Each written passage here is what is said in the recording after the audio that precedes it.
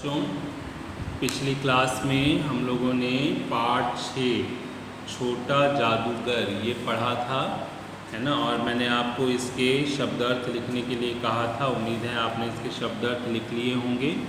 चलिए आज इसके मौखिक प्रश्नों को करते हैं हम लोग। लड़के के पिता जेल में क्यों थे?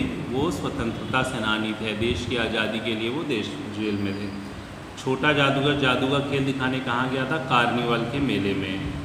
छोटा जादूगर आपको कैसा लगा? मुझे तो बहुत अच्छा लगा। कितना माँ के प्रति, पिता के प्रति प्रेम था, अपने कर्तव्यों के प्रति उसका कितना बोध था, समझदार लगा। छोटे जादूगर ने अपनी माँ का इलाज कैसे करवाया? खेल दिखा करके, है ना, पैसे कमा करके उसने अपनी माँ का इलाज कराया। ठीक, अब हम लोग इसके प्रश्न उत्तरों को लिखित को करेंगे। आप लोग अपनी रफ कॉपी ओपन कर लेंगे। प्रश्न आप बुक से देखेंगे और उत्तर यहाँ से देखेंगे। ओके, पहला प्रश्न है कि लेखक किसकी ओर आकर्षित हुए? लेखक एक लड़के की ओर आकर्षित हुए, ये उत्तर। लेखक एक लड़के की ओर आकर्षित हुए, हो गया। दूसरा प्रश्न, छोटा जादूगर अपनी जीविका किस प्रकार कमाता था? छोटा जादूगर सड़क के किनारे खेल दिखलाकर अपनी जीविका कमाता था। छोटा जादूगर सड़क के किनारे खेल दिखलाकर अपनी जीविका कमाता था। ठीक गया? नहीं लिख पाएंगे तो वीडियो पॉज करेंगे तो देख के लिखेंगे। लड़के का खेल जम क्यों नहीं रहा था? लड़के का खेल जम इसलिए नहीं रहा था क्योंकि उसकी माँ का अंतिम समय निकट था। उसकी माँ मरने वाली थी, उसके मन में दुख था, इसलिए उसका खेल जम नहीं रहा था। लड़के का खेल जम इसलिए नहीं रहा था क्योंकि उसकी माँ का अंतिम समय निकट था। फिर लेखक की आंखों में आंसू क्यों निकल आए? लड़के का अपनी माँ के प्रति प्रेम और समर्पण देखकर लेखक की आंखों से आंसू निकल पड़े। लड़के का अपनी माँ के प्रति प्रेम और समर्पण देखकर लेखक की आंखों से आंसू निकल पड़े। फिर अगला प्रश्न है, छोटे जादूगर में कौन से विशेष गुण थे? छोटा जादूगर समझदार, चतुर, अपनी माँ के प्रति समर्पित था।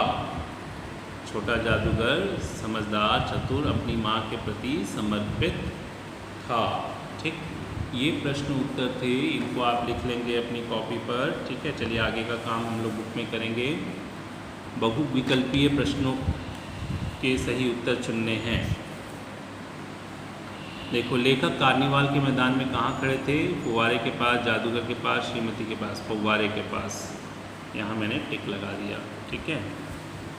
छोटा जादूगर किस शहर में रहता था? कलकत्ता। जादूगर की माँ के मुंह से कौन सा शब्द निकला? बेटा नहीं निकला था, बे। बस बेटा बोलना चाहती थी लेकिन उससे बे निकला था, है ना। र के सभी रूपों में दो दो शब्द लिखे, जैसे राग है, राम है, रात हो गया। ठीक है। प्रेरणा, प्रेरणा, प्रेरक, है ना। ठीक। सर्प का दर्प, नर्क। अभी ट्रेन से हम आप अपने से बनाइएगा, कोशिश करिएगा। ठीक है। नीचे दिए गए उचित स्थानों पर अनुस्वार, अंक की मात्रा और अनुनासिक का लगाएंगे। देखो, जिसमें आ की मात्रा लगी होती है वहाँ पर चंद्र बिंदु लगाएंगे, जहाँ पर आ की मात्रा नहीं है वहाँ चंद्र बिंदु नहीं होगी। जैसे एक कदम, सिर्फ अनुस्वार लगेगा। वहाँ, आंसू, पहुँचा, यहाँ देखो ये चा है ना, पहुँचा। माँ, आँख, झोपड़ी, इसमें तो लगानी ही नहीं है। हंसना, बंदर, मंडली, संसार, आंचल। ठीक, अब देखो ये भाववाचक संज्ञा बनाना। लड़का का लड़कपन, लिखना का लिखावट, शीघ्र का शीघ्रता, संपूर्ण का संपूर्णता, मीठा का मिठास, ठंडा का ठंडक। अब दौड़ना का, खेलना का, ये आप बनाएंगे। ठीक है। पर्यायवाची शब्द लिखने हैं। क्रोध का गुस्सा, वाणी का बोली, जेल का कारावास, मनुष्य का मानव, गेंद का कंदुक, पत्ता का पात, बालक का लड़का, संसार का जगत। ठीक।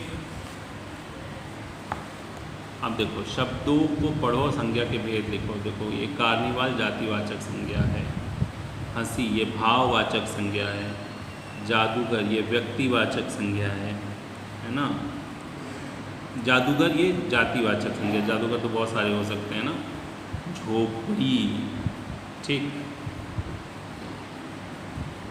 ये भी जातिवाचक संज्ञा है। खिलौने ये जातिवाचक संज्ञा है। वाचलता ये भाववाचक संज्ञा है।